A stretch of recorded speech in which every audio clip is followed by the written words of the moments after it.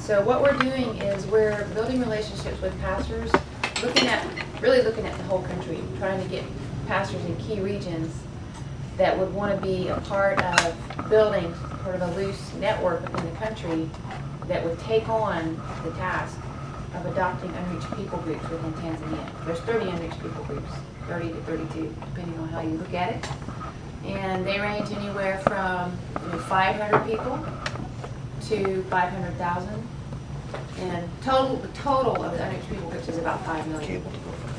So Tanzania is about 30% Christian, but a fair amount of that, my conjecture is there's a lot of nominal Christianity as well there, because it's been there for some time. So we are, right now, where we are in the vision and implementing the vision, I would say we're kind of in the beginning phases. We've built some relationships in some areas, and we're working with these pastors, mostly doing seminars and conferencing right now. And what we're doing is we're just educating them on unreached people groups. Who are they? Where are they? What do they believe? Because we have more information than they do about their own country, They don't have email addresses, they don't have access, and they can't travel because of the cost of transportation. And so so far at this point, our strategy has been to bring them in, and we're incurring a lot of cost that we hope to change over time, because you can't sustain, incurring that cost. But right now, we're getting sort of a core group. And what we plan, as soon as I get back, I'm going back in 2 weeks, and what we're planning next year is to take this group and implement some sort of church planting training manual or module, tool.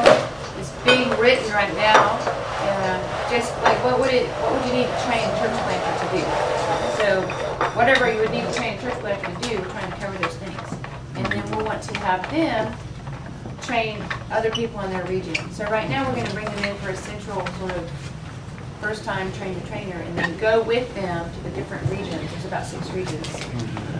And have them do the training. So it's kind of an experiment. The whole thing is an experiment, which I guess is pretty much part of the course in missions.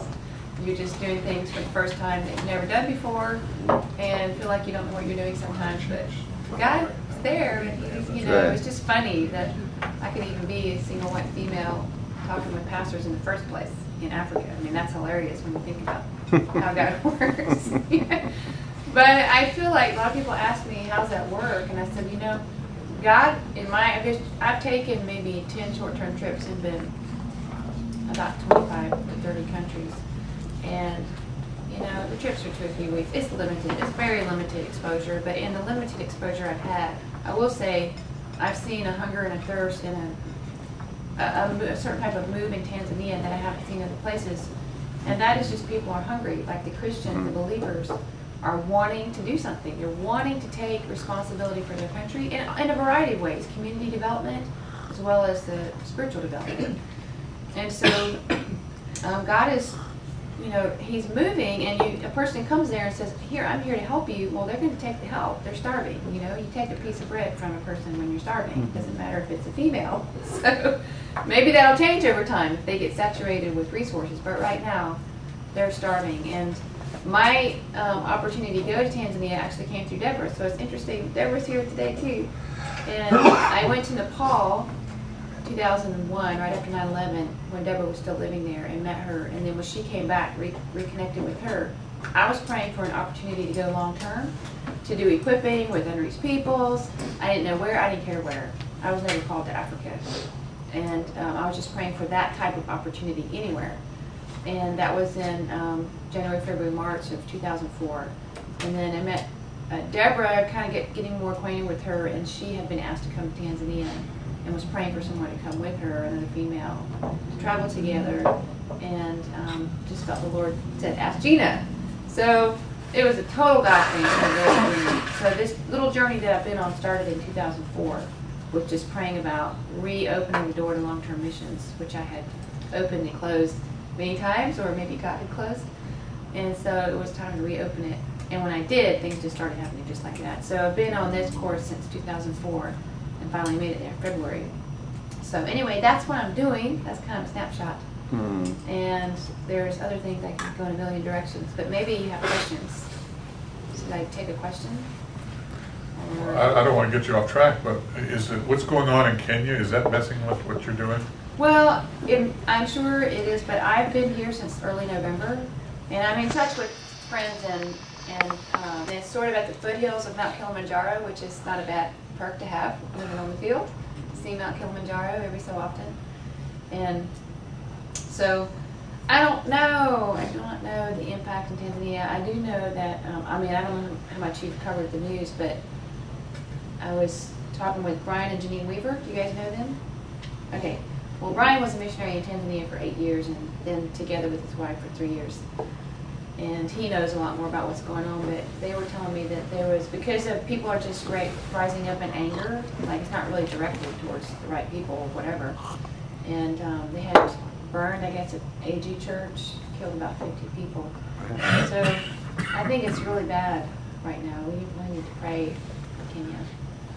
And Tanzania's been pretty stable since they got independence, I think in '61.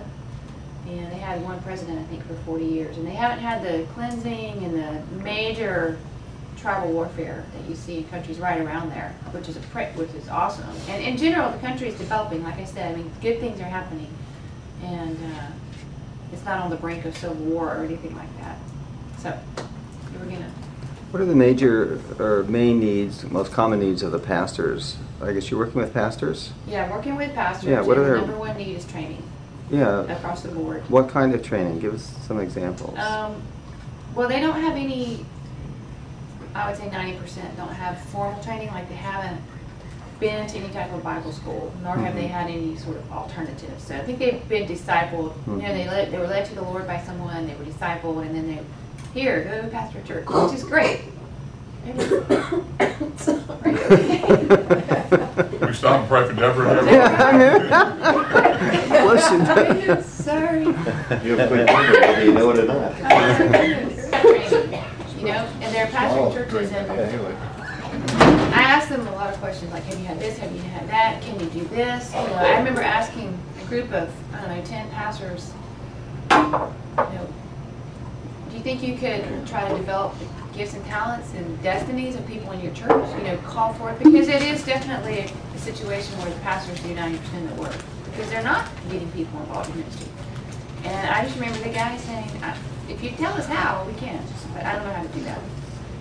Very basic things, you know. Would you like to sort of develop a prayer group in your church? Well, tell us how. Oh my goodness. Yeah. All right, time out. In secondary school. So that's something that someone in the States could get involved in, you know, could pass the word, because those are the kind of things, well, things like that, even non-believers love to, you know, the humanitarian and community development side of things, people love to get involved in. So you are all welcome to Tanzania. I feel called to invite everyone to Tanzania because I know you'll love it.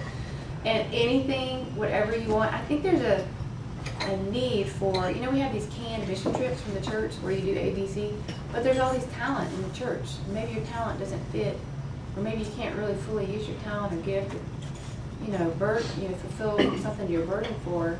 I think we should have a lot of tailor-made trips. So if you want to tailor-make a trip for your thing, what God's put on your heart, or you know people and want to get a team, you know, you are welcome. Pass those ideas along and come, and anything you can do would be meaningful, because that's just where it is. It's not a saturated place with everyone's been there, done that. It's a wide open field where you could do that. I think I need to stop talking. Well, you did a great job. Thank you very much. Amen. Thank you.